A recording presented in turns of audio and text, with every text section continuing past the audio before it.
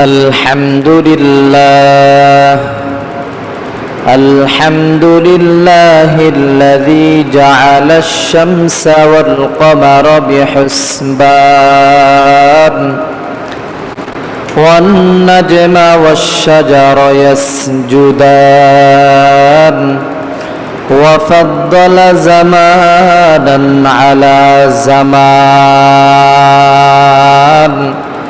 كما فضل مكانا على مكان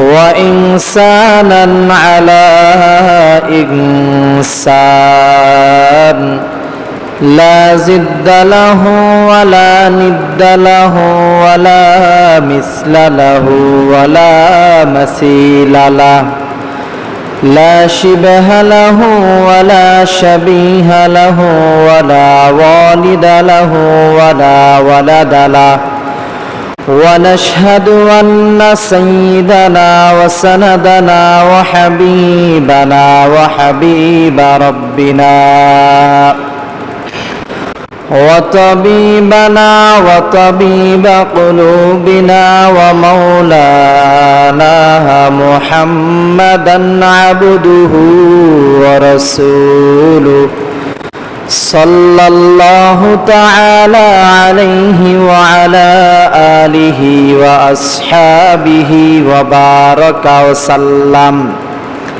وبارك وسلم تسليما كثيرا أما بعد فقد قال الله تبارك وتعالى في كلامه المجيد وفرقانه الحميد أعوذ بالله من الشيطان الرجيم بسم الله الرحمن الرحيم وما أرسلناك إلا رحمة للعالمين وقال رسول الله صلى الله عليه وسلم ليس منا من ضرب الخدود وشق الجيوب ودعا بدعوى الجاهلية أو كما قال عليه الصلاة والسلام آمنت بالله صدق الله مولانا العظيم وصدق رسوله النبي الأمي الكريم ونحن على ذلك من الشاهدين والشاكرين والذاكرين والحمد لله رب العالمين محبতের সাথে আমরা সকলে দুরূদ ইব্রাহিম পড়ি اللهم صل على محمد وعلى آل محمد كما صليت على إبراهيم وعلى آل إبراهيم إنك حميد مجيد اللهم بارك على محمد وعلى آل محمد كما باركت على إبراهيم وعلى آل إبراهيم إنك حميد مجيد ربي زدني علما ربي زدني علما ربي زدني علما ربي اشرح لي صدري ويسر لي أمري واحلل عقدة من لساني يفقه قولي سبحانك لا علم لنا إلا ما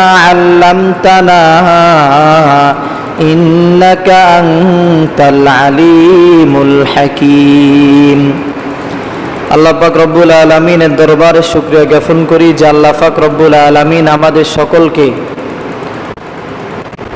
এই এলাকার সমস্ত মানুষ থেকে নির্বাচন করে সবচেয়ে প্রিয় জায়গা মসজিদে আসা এবং বসার তৌফিক দান করেছেন। এজন্য মুমিন হিসাবে, মুসলিম হিসাবে আমরা সকলেই অন্তরের অন্তরস্থল থেকে একবার কালিমাতুশ শুকরিয়া আদায় করি আলহামদুলিল্লাহ।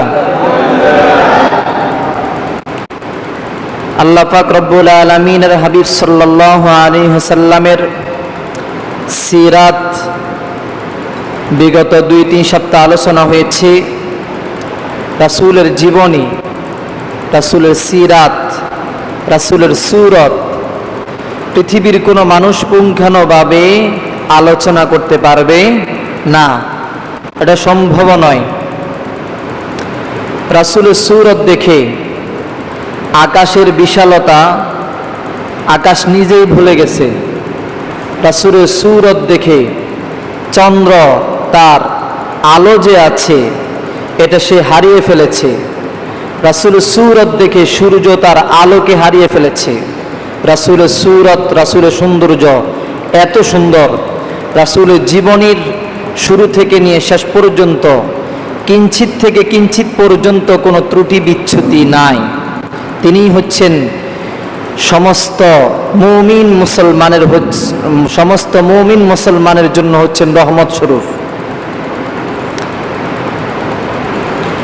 রাসূলের মতো এত বিশ্ব মানবতার দিশারি এই পৃথিবীতে আর কেউ হতে পারেনি, পারবেও না। বিশ্ব নবী উম্মতের জন্য এত রহমত ছিলেন, বিশ্ব নবী উম্মতের জন্য এত দরদ ছিলেন, এত ভালোবাসা ছিলেন, যাহা অন্য কোন নবী তার উম্মতের জন্য করে নাই। তিনি হচ্ছেন আমাদের নবী মুহাম্মদুর রাসূলুল্লাহ সাল্লাল্লাহু আলাইহি সাল্লাম। সূরা বানী ইসরাঈলের মধ্যে আল্লাহ পাক রব্বুল আলামিন বিশ্ব নবীকে কেন্দ্র করে বলেন, ওয়ামা আরসালনাকা ইল্লা রাহমাতাল লিল আলামিন। হে নবী, আমি আপনাকে গোটা পৃথিবীর বিশ্বের জন্য আমি আপনাকে রহমত স্বরূপ পৃথিবীতে প্রেরণ করেছি। নবী কেমন রহমত ছিলেন? উম্মতের জন্য, গাছের জন্য, তরুলতার জন্য, পাখিকুলের জন্য, সমস্ত মানুষের জন্য, তরুলতার জন্য, পশু পাখির জন্য রাসূল ছিলেন রহমত। তাহলে আল্লাহ পাক রব্বুল আলামিন বললেন, নবী গো, আপনি হচ্ছেন গোটা পৃথিবীর সমস্ত বিশ্বজগতের জন্য আপনি হচ্ছেন রহমত স্বরূপ। বিশ্বজগৎ বলতে কাকে বোঝায়? বিজ্ঞানীদের থিওরি অনুযায়ী বোঝানো হয় একরকম, তাফসীরের মুফাসসিরিনদের কেরামদের রায় অনুযায়ী বোঝা যায় আরেক রকম। বিশ্বজগৎ কাকে বলে? তাফসীরে মাজারিতে আছে, আল আলামিনের ব্যাখ্যা হলো ৮০,০০০ জগতের তিনি রহমত। কত হাজার? কত হাজার জগৎ? প্রায় জগৎ আছে ৮০,০০০ জগৎ। নবী আলাইহিস সালাতুস সালাম হচ্ছেন ৮০,০০০ জগতের তিনি রহমত। আল্লাহ তাআলা যেমন ৮০,০০০ জগতের প্রতিপালক, ঠিক তেমনই ভাবে বিশ্বনবী আলাইহিস সালাতুস সালামও হচ্ছেন ৮০,০০০ জগতের জন্য রহমত। আল্লাহ পাক রব্বুল আলামিন বললেন, হে নবী, আমি যেমন ৮০,০০০ জগতের প্রতিপালক, আপনিও তেমন ৮০,০০০ জগতের জন্য রহমত। হে নবী, আপনি মাছের জন্য রহমত, আপনি সমুদ্রের জন্য রহমত, আপনি গাছপালার জন্য রহমত, আপনি বনের পশু পাখির জন্য আপনি হচ্ছেন রহমত, আপনি হচ্ছেন মুমিনের জন্য রহমত, আপনি মুসলমানের জন্য হলো রহমত, আপনি ইহুদিদের জন্য রহমত, আপনি খ্রিস্টানদের জন্য রহমত। হে নবী, আপনি গোটা পৃথিবীর জন্য আপনি হচ্ছেন রহমত। নবী গো, শুধু আমি আপনাকে মুসলমানের জন্য রহমত স্বরূপ পাঠাই নাই, আমি আপনাকে মুমিনের জন্য রহমত স্বরূপ পাঠাই নাই, আমি আপনাকে গোটা পৃথিবীর জন্য পাঠিয়েছি, সমস্ত মানুষের জন্য রহমত। আপনি বেঈমানের জন্য রহমত, আপনি ইমানদারের জন্য রহমত। আল্লাহ নবী, বিশ্ব নবী সাল্লাল্লাহু আলাইহি ওয়াসাল্লাম দুনিয়াতে আসার আগে আল্লাহ পাক রব্বুল আলামিন 1,00,000 বা 2,24,000 পয়গম্বর পৃথিবীতে প্রেরণ করেছেন। আদম আলাইহিস সালাতু ওয়াসসালাম থেকে নিয়ে ঈসা আলাইহিস সালাতু ওয়াসসালাম পর্যন্ত নবীদেরকে আল্লাহ তাআলা পৃথিবীতে প্রেরণ করেছেন। সমস্ত নবীদের থেকে আমাদের নবী ছিলেন আলাদা। আদম নবী থেকে নিয়ে ঈসা আলাইহিস সালাতু ওয়াসসালাম পর্যন্ত যত নবী রাসূল পৃথিবীতে আগমন করাইছেন আল্লাহ তাআলা, কোন নবীকে আল্লাহ পাক রব্বুল আলামিন পাঠাইলেন এলাকা ভিত্তিক, একটা জাতির জন্য আল্লাহ তাআলা পাঠাইলেন। কিতাবও ছিল নির্দিষ্ট দিনের জন্য আল্লাহ তাআলা নবীদেরকে পাঠাইলেন। আদম আলাইহিস সালাতু ওয়াসসালাম কি পৃথিবীতে প্রেরণ করলেন, মূসা নবীকে পাঠাইলেন, ঈসা নবীকে পাঠাইলেন। মূসা নবীকে পাঠাইলেন নির্দিষ্ট কিতাব দিয়ে, মূসা নবীকে পাঠাইলেন নির্দিষ্ট এলাকাতে, মূসা নবীকে পাঠাইলেন নির্দিষ্ট মেয়াদে, ঈসা নবীকে পাঠাইলেন নির্দিষ্ট কিতাব দিয়ে, ঈসা নবীকে পাঠাইলেন নির্দিষ্ট মেয়াদে, নির্দিষ্ট এলাকাতে। দাউদ আলাইহিস সালাতু ওয়াসসালামকে পাঠাইলেন নির্দিষ্ট কিতাব দিয়ে, নির্দিষ্ট দিনে, নির্দিষ্ট একটি এলাকাতে দাউদ আলাইহিস সালাতু ওয়াসসালামকে পাঠাইলেন। মূসা আলাইহিস সালাতু ওয়াসসালামকেও নির্দিষ্ট এলাকার জন্য পাঠালেন। ওনাদেরকে আল্লাহ পাক রব্বুল আলামিন নির্ধারিত দিনের মধ্যে রাখিয়া এরপর আল্লাহ তাআলা মূসা নবীকে নিয়ে গেলেন, ঈসা নবীকে নিয়ে গেলেন। ওনাদের কিতাবগুলোকে আল্লাহ তাআলা উঠে নিয়ে গেলেন, জাবুর উঠাই নিলেন, তাওরাত, ইনজিল এগুলো আল্লাহ তাআলা কিতাব উঠাই নিলেন। নির্দিষ্ট দিন পর্যন্ত তারা দ্বীনের কাজ, তাদের শরীয়তের কাজ আঞ্জাম দিয়ে তারা পৃথিবী থেকে চলে গেলেন। আমার নবী এমন একজন নবী, যে নবীকে আল্লাহ পাক রব্বুল আলামিন নির্দিষ্ট দিনের জন্য পাঠায় নাই, নির্দিষ্ট জাতির জন্য পাঠায় নাই। একটা কিতাব দিলেন, যে কিতাব নির্ধারিত দিন চলবে, আবার চলবে না। না না, আল্লাহ বলেন নবী, আমি আপনাকে গোটা পৃথিবীর সমস্ত মানুষের জন্য কিয়ামত পর্যন্ত নবী হিসাবে পাঠাইলাম। এমন একটা কিতাব আপনাকে দিয়েছি, যে কিতাবটা কিয়ামত পর্যন্ত চলবে, এটা কোনোদিন কোনো সময় মানসুখ হবে না, রহিত হবে না। আমি আল্লাহ আসমানের মধ্যে কিতাবটাকে তুলে নিব না। আল্লাহ পাক রব্বুল আলামিন সূরা সাবার 28 নম্বর আয়াতের মধ্যে বললেন, হে নবী, ওয়া মা আরসালনাকা ইল্লা কাফাতাল লিন-নাসি বাশীরাও ওয়া নাযীরা। ও নবী, আমি আপনাকে সমস্ত মানুষের জন্য দুইটা কারণে পাঠাইছি। আমি আল্লাহ তাআলার উদ্দেশ্য ছাড়া আমি আল্লাহ তাআলা কোনো কাজ করি না। আমি আল্লাহ তাআলা আসমান বানাইলাম উদ্দেশ্যকে কেন্দ্র করে, আমি আল্লাহ তাআলা পৃথিবী বানাইলাম উদ্দেশ্য কেন্দ্র করে, আমি আল্লাহ তাআলা মানুষ বানাইলাম উদ্দেশ্য হলো আমার ইবাদত করবে। নবী গো, আমি আল্লাহ পৃথিবীতে আপনাকে পাঠাইলাম দুটি উদ্দেশ্য দিয়ে। কয়টা উদ্দেশ্য? আর জোরে বলেন, কয়টা উদ্দেশ্য? কয়টা? এক নম্বর হলো আপনি বাশীর, আপনি জান্নাতের সুসংবাদ দিবেন। নবী গো, আপনি জান্নাতের সুসংবাদ দিবেন। জান্নাতুল ফেরদাউস কিরকম, জান্নাতুন নাঈম কিরকম, দারুস সালাম কিরকম। ও নবী, আপনি জান্নাতের সুসংবাদ দিয়ে আপনি আপনার উম্মতদেরকে জান্নাতমুখী করবেন। দ্বিতীয় নম্বর দায়িত্ব হলো, দ্বিতীয় নম্বর উদ্দেশ্য হলো নাযীরা, আপনি ভয় ভীতি দেখাইবেন। জাহান্নাম কিরকম, 8টা জাহান্নাম, 7টা জাহান্নাম কিরকম, এটার ভয় ভীতি আপনি দেখাবেন, পরকালের ভয় ভীতি আপনি দেখাবেন।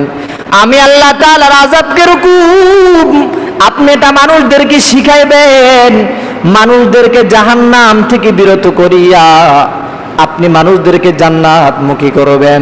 নবী গো, আপনাকে দুটি উদ্দেশ্য দিয়ে, দুটি দায়িত্ব দিয়ে পৃথিবীতে পাঠাইলাম। এক নম্বর হলো আপনি সুসংবাদ দিবেন, দুই নম্বর হলো আপনি মানুষদেরকে ভয় ভীতি দেখাইবেন। বাশিরা, আপনি মুবাশশির হবেন, আপনি সুসংবাদদাতা হবেন।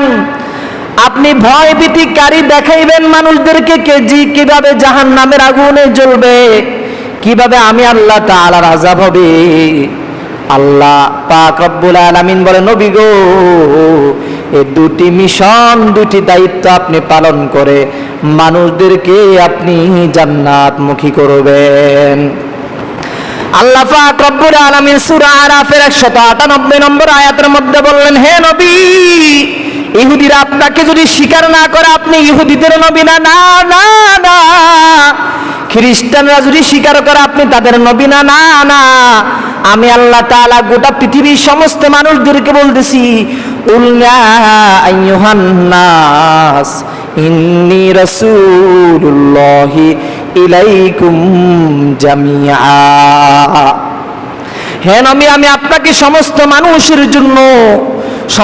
মানুষের জন্য, ইহুদিদের জন্য, খ্রিস্টানদের জন্য, বৌদ্ধদের জন্য, হিন্দুদের জন্য আমি আল্লাহ আপনাকে রাসূল হিসেবে প্রেরণ করেছি।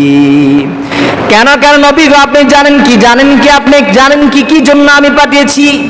ইহুদি খ্রিস্টানরা যেন ঈসা নবীর পরে যারা ইহুদি থাকবে, যারা খ্রিস্টান থাকবে, তারা যেন এই কথা না বলতে পারে যে ঈসা নবীর পরে তো আমরা কোন নবীকে পাই নাই, যে তার হাত ধরে আমরা ইসলাম গ্রহণ করব, জান্নাত পাবো, জাহান্নাম থেকে দূরে থাকবো। এমন তো কোন নবী তো ঈসা নবীর পরে আমরা পাই নাই। নবীকে কোন ইহুদি, কোন নাসারা যেন পরকালে যেন আমি আল্লাহর কাছে যেন অভিযোগ যেন না করতে পারে, এই জন্য আমি আল্লাহ আপনাকে সমস্ত মানুষের জন্য আমি রাসূল হিসাবে পৃথিবীতে প্রেরণ করেছি। নবী ছিলেন আমাদের জন্য রহমত, নবী ছিলেন গোটা পৃথিবীর জন্য রহমত। এই নবীকে পেয়ে সাহাবায়ে কেরাম ধন্য হয়েছেন, কিন্তু কাফের মুশরিক ইহুদি নাসারারা নবী আলাইহিস সালাতুস সালামকে হত্যা করার জন্য সর্বাত্মক প্রচেষ্টা করেছে। আল্লাহ নবীকে হত্যা করার জন্য সুরাকাকে আদেশ দিলেন, সুরাকা, তুমি বিশ্ব নবীকে তুমি হত্যা করতে পারবা কি? সুরাকা বললেন, হ্যাঁ অবশ্যই পারব। বলল, কি পুরস্কার দিবা? আবু জাহেল বলল, 100 উট দিব তোমাকে, 100 লাল উট পুরস্কার দিব। পুরা মক্কা নগরের মধ্যে এটাই ঘোষণা করে দিলেন যে মুহাম্মাদের মাথাকে শরীর থেকে আলাদা করবে তাকে 100 লাল উট পুরস্কার দেওয়া হবে। সুরাকা 100 লাল উট পাওয়ার জন্য মুহাম্মদ সাল্লাল্লাহু আলাইহি ওয়াসাল্লামকে হত্যা করার জন্য মক্কার অলিতে গলিতে তিনি ঘুরতে লাগলেন। হঠাৎ করে তিনি খোঁজ পেলেন, নিউজ পাইলেন যে মুহাম্মদ ওই জায়গার মধ্যে আছে।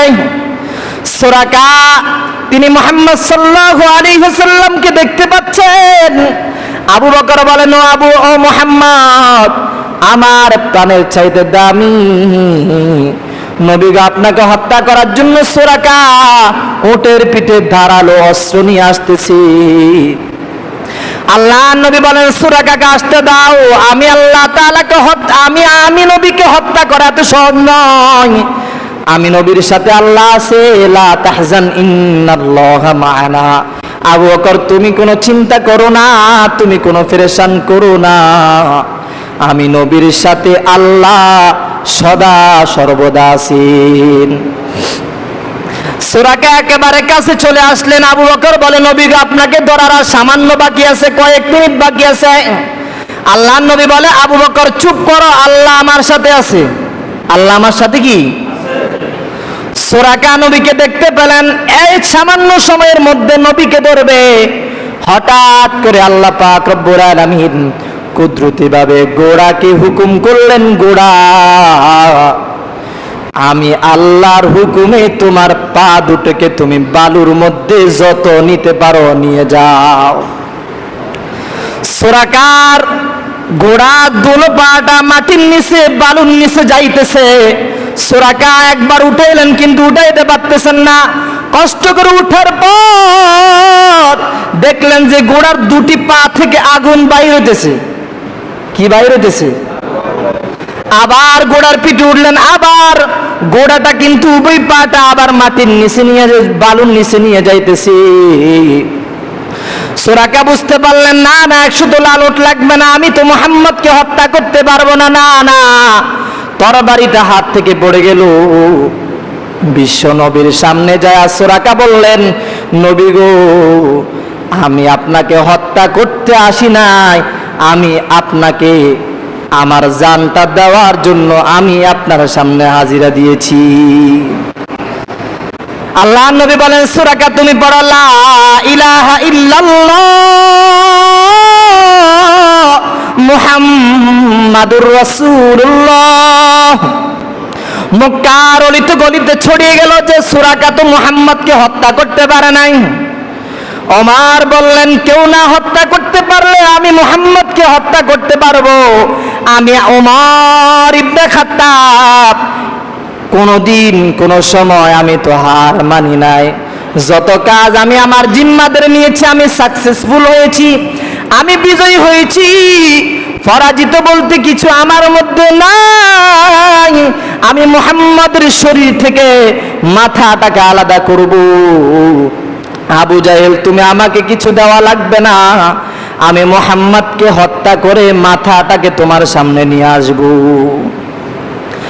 আল্লাহ নবী বিশ্ব নবী সাল্লাল্লাহু আলাইহি ওয়াসাল্লাম বৃহস্পতিবারের দিন দোয়া করলেন, আল্লাহ ইসলাম কিন্তু এখন গোপনে দাওয়াত দিচ্ছি, আল্লাহ প্রকাশ্যে দাওয়াতের তুমি সুযোগ করে দাও। আল্লাহ তুমি দুইজন লোককে ইসলামের জন্য কবুল করো অথবা একজনকে কবুল করো। আবু জাহেল ইবনে হিশামকে তুমি ইসলামের জন্য কবুল করো অথবা ওমর ইবনে খাত্তাবকে তুমি ইসলামের জন্য কবুল করো। বৃহস্পতিবারের রাত্রি তিনি দোয়া করলেন আল্লাহর নবী। শুক্রবারের দিন সকালে ওমর বের হয়ে গেলেন, আল্লাহর নবীর মাথা মুবারকটাকে আলাদা করবেন শরীর থেকে। কার নবী? বিশ্ব নবী। পথিমধ্যে দেখা হয়ে গেল নাঈম রাদিয়াল্লাহু তাআলা আনহুর সাথে। নাঈম রাদিয়াল্লাহু তাআলা আনহু বলেন, ওমর তুমি কোথায় যাচ্ছ? বলল, মুহাম্মাদের মাথাটা আনার জন্য। নাঈম রাদিয়াল্লাহু তাআলা আনহু বলেন, না না, মুহাম্মাদের মাথা পরে আনবে, কিন্তু তুমি আগে তোমার ফ্যামিলিটা তুমি সামলাও। তোমার বোন ফাতেমা ইসলাম গ্রহণ করেছে, তোমার বোন ফাতেমাকে ডাকাও। ওমর ইবনে খাত্তাব রাদিয়াল্লাহু তাআলা আনহু তেলে বেগুনে গরম হইয়া নিজের ঘরের মধ্যে চলে গেলেন। আওয়াজ আসতেছে সূরা তাহা, তাহা মা আনজালনা আলাইকাল কুরআন লিতাশকা। ওমর ইবনে খাত্তাব রাদিয়াল্লাহু তাআলা আনহু দরজার মধ্যে ভাবে কড়ার মধ্যে ভাবে নাড়া দিলেন, কে আওয়াজ করে তেলাওয়াত করো, কে এত সুন্দর কবিতা পাঠ করে? আমি ওমর তো এত সুন্দর কবিতা শুনি নাই। নাঈম রাদিয়াল্লাহু তাআলা আনহু বললেন যে ওমর ইবনে খাত্তাব রাদিয়াল্লাহু তাআলা আনহু ঘরের মধ্যে প্রবেশ করলেন, হঠাৎ করে বোন চলে গেলেন, ওনার ভগ্নিপতি দূর হয়ে গেলেন। খাব্বাব রাদিয়াল্লাহু তাআলা আনহু সূরা তাহা শিক্ষা দিতেছেন। ওমর ইবনে খাত্তাব বলতেছেন, হে ফাতেমা, আমার কলিজার টুকরা বোন, আমার অন্তরটা ছটফট করতেছে, তুমি কি পড়তেছো জানি, আমি একটু শুনতে চাই। এত কবিতা শুনেছি অনেক শায়ের থেকে, অনেক কবি থেকে অনেক কবিতা শুনেছি, এটা কেমন কবিতা যে ওমর অন্তরকে পাগল পারা বানিয়ে দিল? ফাতেমা বললেন, না না, তোমাকে অবস্থায় শোনানো যাবে না। বলল, কি করতে হবে? বলল, গোসল করতে হবে, তোমাকে পাক পবিত্র অবস্থায় এটা ধরতে হবে। ফাতেমা রাদিয়াল্লাহু তাআলা আনহা ওমর ইবনে খাত্তাব রাদিয়াল্লাহু তাআলা আনহাকে সূরা তাহাটা যখন তেলাওয়াত করে শোনালেন, ওমর ইবনে খাত্তাব রাদিয়াল্লাহু তাআলা আনহু আবার উটের পিঠের মধ্যে, ঘোড়ার পিঠের মধ্যে উঠলেন ধারালো তরবারি নিয়ে। এবার বিশ্ব নবীর দরবারে যাবেন। বাইতুল্লাহ শরীফের পাশে হলো আল্লাহর নবীর ঘর। আল্লাহর নবীর ঘরের সামনে যায় এভাবে নাড়া দিলেন। এরপরে হামজা রাদিয়াল্লাহু তাআলা আনহু দরজার সামনে দাঁড়ালেন। বিশ্বনবীকে বললেন, হে নবী, ওমর যেমন ক্ষমতাবান আমি হামজা তেমন ক্ষমতাবান, আপনার জন্য আমি হামজার আজকে জীবন যাবে কোনো পরোয়া করি না। আমি হামজার জীবনটাকে আজকে দিব ওমরের কাছে, অথবা ওমরকে আমি হামজা হত্যা করব। দরজাটা খুলে ফেললেন। হযরত ওমর রাদিয়াল্লাহু তাআলা আনহু দরজার সামনে দাঁড়াইয়া বিশ্বনবীকে বললেন, নবী গো, আমি আপনার সামনে হাজিরা দিচ্ছি। আল্লাহর নবী বললেন, হে ওমর, কি জন্য এসেছো? এটা বলার সাথে সাথে যে ওমরের তরবারিটা সবসময় মাথার উপরে থাকতো, আল্লাহর নবীর সাথে সাথে বলার কারণে নবীর কথা শোনা মাত্র ওমরের তরবারিটা মাথা থেকে জমিনের মধ্যে পড়ে গেল। বিশ্বনবী সাল্লাল্লাহু আলাইহি ওয়াসাল্লাম ওমরকে বললেন, তুমি কি জন্য এসেছো? ওমর বলেন যে আমি আপনার জীবন নিতে আসি নাই, আমি ওমর আমার জীবন দেওয়ার জন্য আপনার সামনে এসেছি। হামজা রাদিয়াল্লাহু তাআলা আনহু বলেন, ওমর ইবনে খাত্তাব রাদিয়াল্লাহু তাআলা আনহু বলেন, আজ থেকে গোপনে কোনো ইসলাম দাওয়াত দেওয়া হবে না, হবে না। আজ থেকে প্রকাশ্যে ইসলাম দাওয়াত হবে। ওমর ইবনে খাত্তাব রাদিয়াল্লাহু তাআলা আনহুর কালিমার আওয়াজটা শুনে আবু জাহেল ঘরের মধ্যে প্রবেশ করলেন, উতবা সাইবা ঘরের মধ্যে প্রবেশ করলেন, দরজার মধ্যে তালা মারি দিলেন। আজকে তো ওমর আমাদেরকে শেষ করে ফেলবে। আগের সময় ছিল যে কেউ ইসলাম গ্রহণ করলে, যে ইসলাম গ্রহণ করত, সে দরজাটাকে নক করে ফেলতেন, তালা দিয়ে ফেলতেন, এবং আবু জাহেল উতবা সাইবা তাকে হত্যা করার জন্য সামনে চলে যেতেন। ওমর যখন ইসলাম গ্রহণ করলেন, আবু জাহেল তালা মেরে ফেললেন ঘরের মধ্যে, উতবা সাইবা তালা মেরে ফেললেন।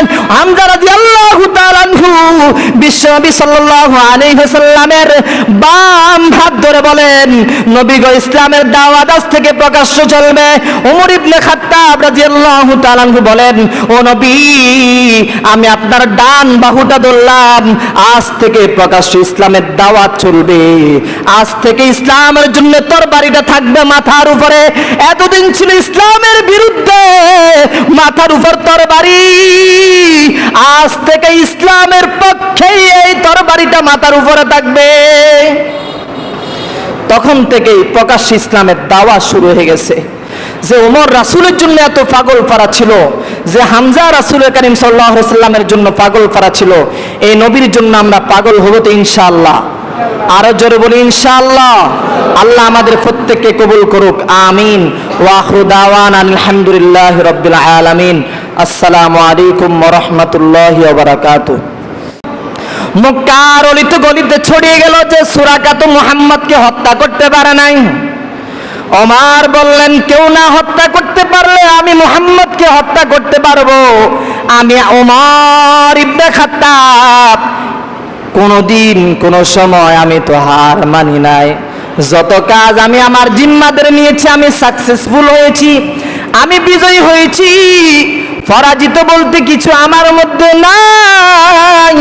আমি মুহাম্মদের শরীর থেকে মাথাটাকে আলাদা করব। আবু জাহেল, তুমি আমাকে কিছু দেওয়া লাগবে না, আমি মুহাম্মদকে হত্যা করে মাথাটাকে তোমার সামনে নিয়ে আসব। আল্লাহ নবী বিশ্ব নবী সাল্লাল্লাহু আলাইহি ওয়াসাল্লাম বৃহস্পতিবারের দিন দোয়া করলেন, আল্লাহ, ইসলাম কিন্তু এখন গোপনে দাওয়াত দিচ্ছি, আল্লাহ প্রকাশ্যে দাওয়াতের তুমি সুযোগ করে দাও, আল্লাহ তুমি দুইজন লোককে ইসলামের জন্য কবুল করো, অথবা একজনকে কবুল করো।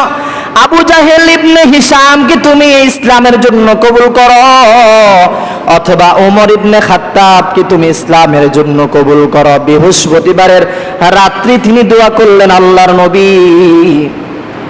শুক্রবারের দিন সকালে ওমর বের হয়ে গেলেন, আল্লাহর নবীর মাথা মোবারকটাকে আলাদা করবেন শরীর থেকে। কার নবী? বিশ্ব নবী। পথিমধ্যে দেখা হয়ে গেল নাঈম রাদিয়াল্লাহু তাআলা আনহুর সাথে। নাঈম রাদিয়াল্লাহু তাআলা আনহু বলেন, ওমর তুমি কোথায় যাচ্ছ? বলল, মুহাম্মাদের মাথাটা আনার জন্য। নাঈম রাদিয়াল্লাহু তাআলা আনহু বলেন, না না, মুহাম্মাদের মাথা পরে আনবে, কিন্তু তুমি আগে তোমার ফ্যামিলিটা তুমি সামলাও। তোমার বোন ফাতেমা ইসলাম গ্রহণ করেছে, তোমার বোন ফাতেমাকে ডাকাও। ওমর ইবনে খাত্তাব রাদিয়াল্লাহু তাআলা আনহু তেল বেগুনে গরম হইয়া নিজের ঘরের মধ্যে চলে গেলেন। আওয়াজ আসতেছে সূরা তাহা, তাহা মা আনজালনা আলাইকাল কুরআন লিতাশকা। ওমর ইবনে খাত্তাব রাদিয়াল্লাহু তাআলা আনহু দরজার মধ্যে ভাবে কড়ার মধ্যে ভাবে নাড়া দিলেন, কে আওয়াজ করে তেলাওয়াত করো, কে এত সুন্দর কবিতা পাঠ করে, আমি ওমর তো এত সুন্দর কবিতা শুনি নাই। নাঈম রাদিয়াল্লাহু তাআলা আনহু বললেন যে ওমর ইবনে খাত্তাব রাদিয়াল্লাহু তাআলা আনহু ঘরের মধ্যে প্রবেশ করলেন, হঠাৎ করে বোন চলে গেলেন, ওনার ভগ্নিপতি দূর হয়ে গেলেন। খাব্বাব রাদিয়াল্লাহু তাআলা আনহু সূরা তাহা শিক্ষা দিতেছেন। ওমর ইবনে খাত্তাব বলতেছেন, হে ফাতেমা, আমার কলিজার টুকরা বোন, আমার অন্তরটা ছটফট করতেছে, তুমি কি পড়তেছো জানি, আমি একটু শুনতে চাই। এত কবিতা শুনেছি অনেক শায়ের থেকে, অনেক কবি থেকে অনেক কবিতা শুনেছি, এটা কেমন কবিতা যে ওমর অন্তরকে পাগল পারা বানিয়ে দিল। ফাতেমা বললেন, না না, তোমাকে অবস্থায় শোনানো যাবে না। বলল কি করতে হবে? বলল গোসল করতে হবে, তোমাকে পাক পবিত্র অবস্থায় এটা ধরতে হবে। ফাতেমা রাদিয়াল্লাহু তাআলা আনহা ওমর ইবনে খাত্তাব রাদিয়াল্লাহু তাআলা আনহাকে সূরা তাহাটা যখন তেলাওয়াত করে শোনালেন, ওমর ইবনে খাত্তাব রাদিয়াল্লাহু তাআলা আনহু আবার উটের পিঠের মধ্যে, ঘোড়ার পিঠের মধ্যে উঠলেন, ধারালো তরবারি নিয়ে। এবার বিশ্ব নবীর দরবারে যাবেন। বাইতুল্লাহ শরীফের পাশে হলো আল্লাহর নবীর ঘর, আল্লাহর নবীর ঘরের সামনে যায় এভাবে নাড়া দিলেন। এরপরে হামজা রাদিয়াল্লাহু তাআলা আনহু দরজার সামনে দাঁড়ালেন। বিশ্বনবীকে বললেন, হে নবী, ওমর যেমন ক্ষমতাবান আমি হামজা তেমন ক্ষমতাবান, আপনার জন্য আমি হামজার আজকে জীবন যাবে কোনো পরোয়া করি না, আমি হামজার জীবনটাকে আজকে দিব ওমরের কাছে, অথবা ওমরকে আমি হামজা হত্যা করব। দরজাটা খুলে ফেললেন। হযরত ওমর রাদিয়াল্লাহু তাআলা আনহু দরজার সামনে দাঁড়াইয়া বিশ্বনবীকে বললেন, নবী গো, আমি আপনার সামনে হাজিরা দিচ্ছি। আল্লাহ নবী বললেন, হে ওমর, কি জন্য এসেছো? এটা বলার সাথে সাথে যে ওমরের তরবারিটা সবসময় মাথার উপরে থাকতো, আল্লাহ নবীর সাথে সাথে বলার কারণে নবীর কথা শোনা মাত্র ওমরের তরবারিটা মাথা থেকে জমিনের মধ্যে পড়ে গেল। বিশ্বনবী সাল্লাল্লাহু আলাইহি ওয়াসাল্লাম ওমরকে বললেন, তুমি কি জন্য এসেছো? ওমর বলেন যে আমি আপনার জীবন নিতে আসি নাই, আমি ওমর আমার জীবন দেওয়ার জন্য আপনার সামনে এসেছি। হামজা রাদিয়াল্লাহু তাআলা আনহু বলেন, ওমর ইবনে খাত্তাব রাদিয়াল্লাহু তাআলা আনহু বলেন, আজ থেকে গোপনে কোনো ইসলাম দাওয়াত দেওয়া হবে না, হবে না, আজ থেকে প্রকাশ্যে ইসলাম দাওয়াত হবে। ওমর ইবনে খাত্তাব রাদিয়াল্লাহু তাআলা আনহুর কালিমার আওয়াজটা শুনে আবু জাহেল ঘরের মধ্যে প্রবেশ করলেন, উতবা সাইবা ঘরের মধ্যে প্রবেশ করলেন, দরজার মধ্যে তালা মারি দিলেন। আজকে তো ওমর আমাদেরকে শেষ করে ফেলবে। আগের সময় ছিল যে কেউ ইসলাম গ্রহণ করলে, যে ইসলাম গ্রহণ করত, সে দরজাটাকে নক করে ফেলতেন, তালা দিয়ে ফেলতেন, এবং আবু জাহেল উতবা সাইবা তাকে হত্যা করার জন্য সামনে চলে যেতেন। ওমর যখন ইসলাম গ্রহণ করলেন, আবু জাহেল তালা মেরে ফেললেন ঘরের মধ্যে, উতবা সাইবা তালা মেরে ফেললেন। হামজা রাদিয়াল্লাহু তাআলা আনহু বিশ্বনবী সাল্লাল্লাহু আলাইহি ওয়াসাল্লামের বাম হাত ধরে বলেন, নবী গো, ইসলামের দাওয়াত আজ থেকে প্রকাশ্য চলবে। ওমর ইবনে খাত্তাব রাদিয়াল্লাহু তাআলা আনহু বলেন, ও নবী, আমি আপনার ডান বাহুটা ধরলাম, আজ থেকে প্রকাশ্য ইসলামের দাওয়াত চলবে, আজ থেকে ইসলামের জন্য তরবারিটা থাকবে মাথার উপরে। এতদিন ছিল ইসলামের বিরুদ্ধে, মাথার উপর তরবারি, আজ থেকে ইসলামের পক্ষে এই তরবারিটা মাথার উপরে থাকবে। তখন থেকেই প্রকাশ্য ইসলামের দাওয়াত শুরু হয়ে গেছে। আল্লাহ নবীকে হত্যা করার জন্য